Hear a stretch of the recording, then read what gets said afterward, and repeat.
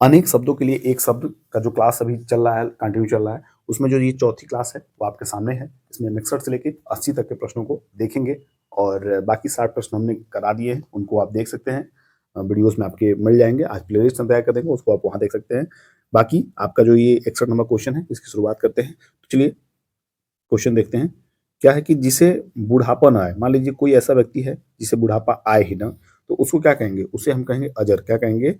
अजर। जैसे आप एक कहावत सुनते हैं कि आप अजर अमर हैं क्या? जैसे कोई अजर अमर बहुत होके तो नहीं आया है, तो अजर का सेंस बुढ़ापे से है, बुढ़ापा न आए उसे अजर कहते हैं। बाकी जिस जो न मरने वाला जो व्यक्ति होता है वो अमर होता है।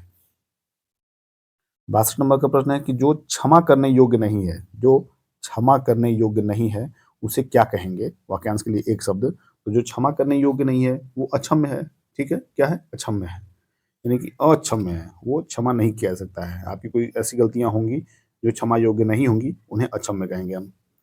और 63 नंबर क्वेश्चन से पहले मैं आप सभी से फिर से कहूंगा कि जो भी लोग चैनल पर नए हो या पहली बार आए हो, चैनल को सब्सक्राइब करें, साथ ही बेल आइकन प्रेस करें और अपने सभी साथियों को इस क्लास को शेयर करिए। और जो भी लोग को इस क्लास पसंद आ रहे हो वो क्लास को लाइक करिएगा। देखिए क्वेश्चन दिया है कि जिस पर हमला न किया गया हो, जिस पर हमला न किया गया हो उसके लिए एक शब्द में आक्रांता, आक्रामक, अयोध्या या अनाक्रांत। तो इसका सही जो आंसर हो जाएगा वो अनाक्रांत हो जाएगा। क्या हो जाएगा? अनाक्रांत। नेक्स्ट है 64 नंबर कि जिसका शत्रु जन्मा ही न हो, जिसका शत्रु जन्मा ही न हो के लिए कौन सा शब्द सही है? तो इसका जो आपके सामने ऑप्शन है वो है अजन्मा, अजेय, अजातशत्रु, आक्रांत। तो क्या सही हो जाएगा? ये हो जाएगा सी। आप देखिए अजातशत्रु। जिसका शत्रु ही, मतलब समझिए कि इस धरती पर उसका शत्रु है ही नहीं, अभी जन्म ही नहीं लिया है, उसको अजात शत्रु बोलते हैं। 65 नंबर का प्रश्न है, क्या है कि वाक्यों में ऐसे शब्दों को छोड़ दिया जाता है जिनके न रहने पर भी प्रसंग में वाक्य को समझने में बाधा नहीं पड़ती है। वो क्या कहलाती है?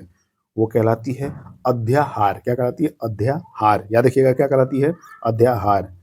ये आपके राजस्थान के टेट में जो है इसको पूछा गया था सन 2012 में। नेक्स्ट है 66 नंबर का जो प्रश्न है वो है इस वाक्यांश के लिए एक शब्द बताइए जिसे गिना न जा सके। जिसे गिना जा सके। देखिए ऑप्शन है जिसे गिना न सके। ऑप्शन ए है अगिनत, बी है अनगिनत, सी है अनगिनत, डी है अनगिनत। तो क्या सही हो जाएगा? जो डी वाला आपका ऑप्शन है, यानी कि याद रखिएगा जो मात्रा ग का है वो इधर से होना चाहिए, किधर से? छोटी की मात्रा होनी चाहिए। तो जो छोटी की और नौ जो है वो पूरा होना चाहिए। तो तभी ये आपका राइट ऑप्शन होगा। इसको जरूर विशेष ध्यान दीजिएगा।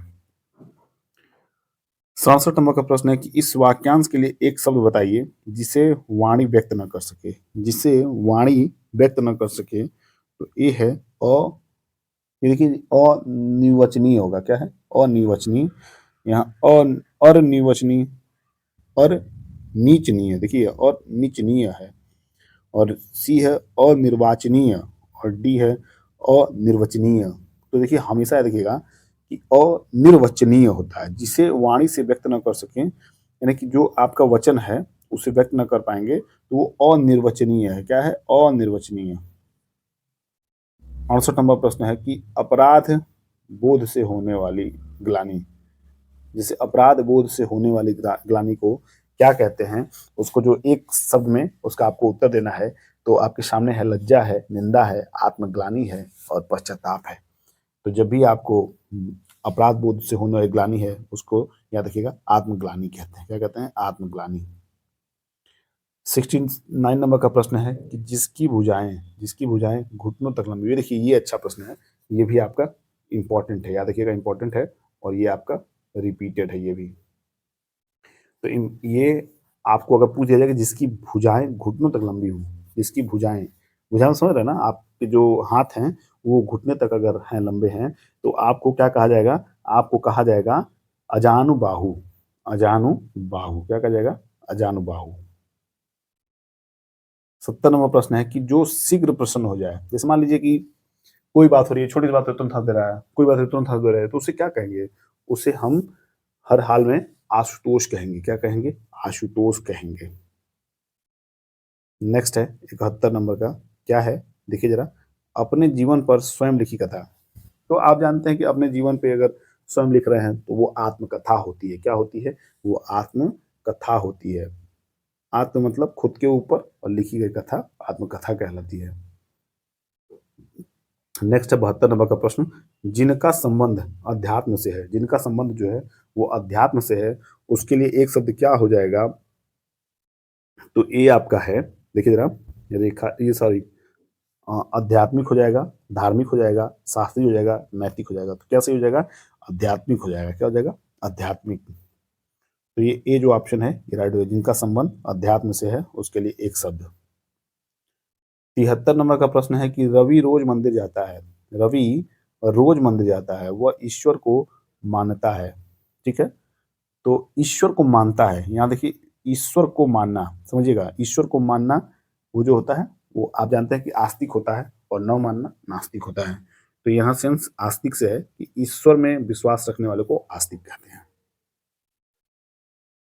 74 नंबर का प्रश्न है कि किसी वस्तु को दूसरे देश से अपने देश में क्रय कर लाने की क्रिया कहलाती है। जैसे मान लीजिए कोई भी सामान है, आप इंडिया की बात करें तो आप बार बार कहते होंगे कि सर, सुनते होंगे कि इंडिया ये चीज़ें एक्सपोर्ट कर रही है, ये चीज़ें इंपोर्ट कर रही है, तो उसको क्या कहेंगे? उसको हिंदी में वो आयात और निर्यात होता है। क्या होता है? आयात और निर्यात। तो आयात और निर्यात, इसका सेंस समझ लेंगे तो आसान हो जाएगा। जैसे किसी दूसरे देश से अपने देश में क्रय करके लाने के लिए आयात कहते हैं। निर्यात यानी कि अपने देश से हम किसी अन्य देश को अगर कोई सामान देते हैं यानी कि बेचते हैं तो उसे हम निर्यात कहते हैं, और किसी दूसरे देश से हम अपने देश में उस सामान को खरीद कर लाते हैं तो आयात होता है। तो याद रखिएगा, दूसरे देश से क्रय करके लाने में जो कही जाती है वो आयात होती है। नेक्स्ट 75 नंबर का प्रश्न है, क्या कह रहा है कि जिसे ईश्वर में विश्वास है, जिसे ईश्वर में विश्वास है, और आपको पता अभी हम लोग बात किए थे आस्तिक की, तो यहाँ भी वो सी ऑप्शन सही हो जाएगा। 76 नंबर की बात करें तो दिया है कि अनिश्चित जीविका, अनिश्चित जीविका के लिए सही शब्द है। अनिश्चित जीविका के लिए सही शब्द कौन सा है? तो आपका जो जवाब होना चाहिए वो होना चाहिए आकाश वृत्ति। क्या होना चाहिए? आकाश वृत्ति। क्या होना चाहिए? आकाश वृत्ति। अनिश्चित जीविका और निश्चित जीविका के लिए आकाश वृत्ति। 77 नंबर का प्रश्न है, देखिए क्या है कि ऐसा कवि जो तत्काल रचना करता हो, ऐसा कवि जो तत्काल रचना करता हो उसके लिए सही शब्द होगा। तो क्या होगा सही शब्द? उसके लिए होगा आशु कवि। जैसे मान लीजिए कोई कोई कवि ऐसा है कि जो मान लीजिए आप बैठे हैं, आपसे करीब आधे घंटे 1 घंटे बात हुई, और लेकिन उसी बात के दौरान उसने आपके सारे अंदरूनी चीज़ों को वो पता लगा लिया हो और आपकी सोच, आपके विचार को वो जान चुके हो और वही रचना कर दे, तो उसके लिए क्या कहेंगे? वो कहेंगे आशु कवि। क्या कहा जाएगा? आशु कवि। अब बात करते हैं हम, देखिए जरा 78 नंबर का, कि धुतो, ये देखिए क्या दिया है, धुतो अर्थात जीवों द्वारा होने वाला दुख, जीवों द्वारा होने वाला दुख वाक्य के लिए एक शब्द है। तो इसके लिए ऑप्शन में है अधिदैविक, अधिभौतिक, अधिदैहिक और आत्मघाती। तो क्या सही हो जाएगा? ये आपका सही हो जाएगा, देखिए जरा, अब सॉरी अधिभौतिक, क्या है? अधिभौतिक, सॉरी आधिभौतिक। जो आधिभौतिक है ये आपका राइट ऑप्शन हो जाएगा। जीवों द्वारा जो होने वाला जो दुख है वो आपको आधिभौतिक के रूप में जाना जाएगा। 79 की बात करें तो दिया है कि पर्वत की तलहटी, पर्वत की तलहटी, पर्वत की तलहटी को वाक्यांश के रूप में क्या प्रयोग करेंगे? तो इसका सही जो उत्तर हो जाएगा वो हो जाएगा उपत्यका। क्या हो जाएगा? उपत्यका। उपत्यका, याद देखिए उपत्यका, ये आपके रिपीटेड प्रश्नों में से एक है, उपत्यका। 80 नंबर का प्रश्न है कि जिस पर उपकार किया गया हो, ये आपके क्लास का लास्ट प्रश्न है, जिस पर उपकार किया गया हो उसे क्या बोलते हैं? तो उपकृत कहते हैं। क्या कहते हैं? उपकृत। जिसके ऊपर उपकार किया गया हो उसे उपकृत कहते हैं। तो इस तरह ये क्लास और ये क्वेश्चन यहाँ समाप्त होते हैं। और क्लास को अगर अच्छा लगा हो आपको क्लास, तो प्लीज़ क्लास को लाइक करिए और अपने सभी साथियों को शेयर करिए, और जो चैनल पर नए हो या पहली बार आए हो वो चैनल को सब्सक्राइब करें और साथ ही बेल आइकन प्रेस करें। और मैं एक चीज़ जो बताने वाली है, देखिए मैं इस क्लास को लास्ट में बता रहा हूँ, लेकिन ये पहले बताना चाहिए था मुझे।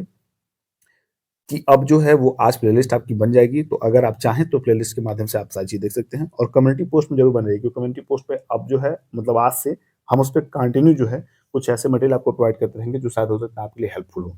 तो इस क्लास को समाप्त करते हैं और शुभकामनाएँ आपके साथ हैं। पढ़ते रहिए, मस्त रहिए, स्वस्थ रहिए। मिलते हैं अगली क्लास में, तब तक के लिए बाय बाय, टेक केयर।